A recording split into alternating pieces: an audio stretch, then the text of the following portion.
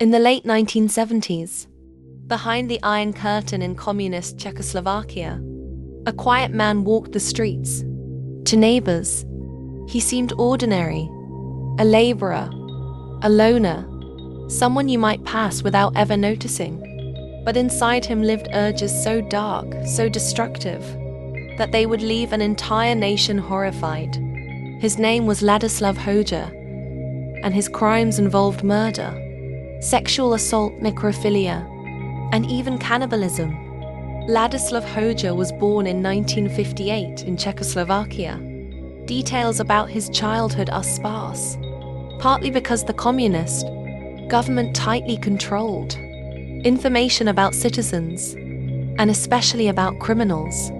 What we do know is this: even in his youth, Hojer displayed troubling tendencies. He was fascinated by violence and death. He was quiet, withdrawn, and socially awkward. He did not form strong friendships. While other teenagers experimented with romance, Hojer's fantasies were darker. He was obsessed with domination, with control, and with the lifelessness of the human body. Necrophilia, a fixation most cannot comprehend, began to form in his mind as early as his teenage years.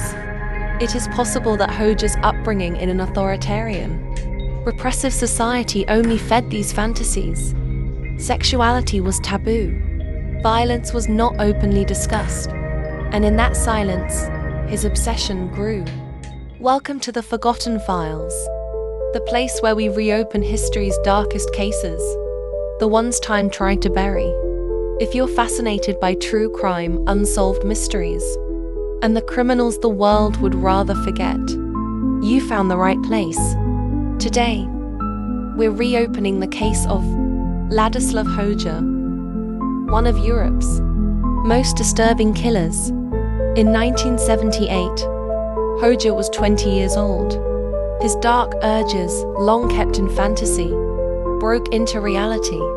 His first known victim was a young woman whom he lured into a secluded area. There, he overpowered her, raped her, and strangled her. But he didn't stop after her death. Hojer violated her corpse, crossing into necrophilia for the first time. Later evidence suggested that he also mutilated parts of the body. This was not just murder. For Hojer, this was ritual. This was the release of urges he had carried for years. And it was only the beginning. After the first killing, Hojer discovered something. He could get away with it. Czechoslovakia in the late 1970s and early 1980s was a tightly controlled state. The government censored the press, and news of serial crimes was rarely published. The regime wanted to maintain the illusion of order and safety. This secrecy created the perfect environment for Hojer to continue. He blended in. He was not a wealthy man, not a man of power, but he was invisible.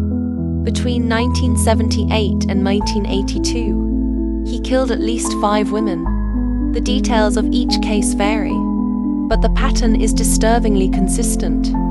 Sexual assault, strangulation, necrophilia, and in some cases, cannibalism.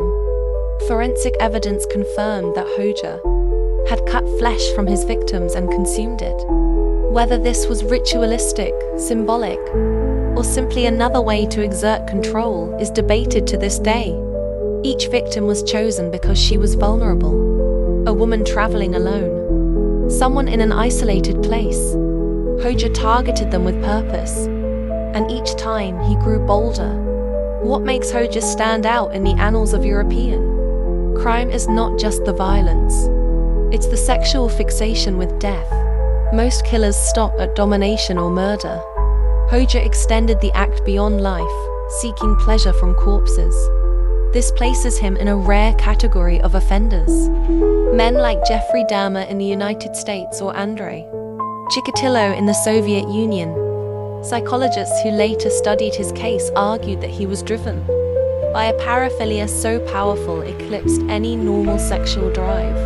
For Hojer, the line between sex and death did not exist. The two were fused into one. Ladislav Hojer's reign of terror came to an end in 1982. Ironically, it wasn't advanced detective work that stopped him. It was suspicion.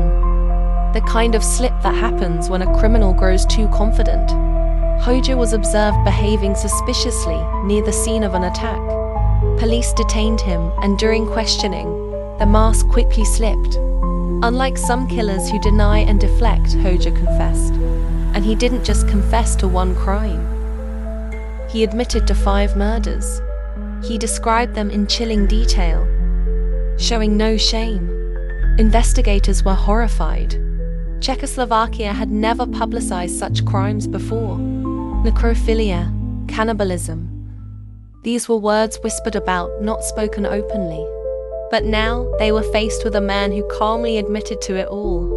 The trial of Ladislav Hojer was not just about justice.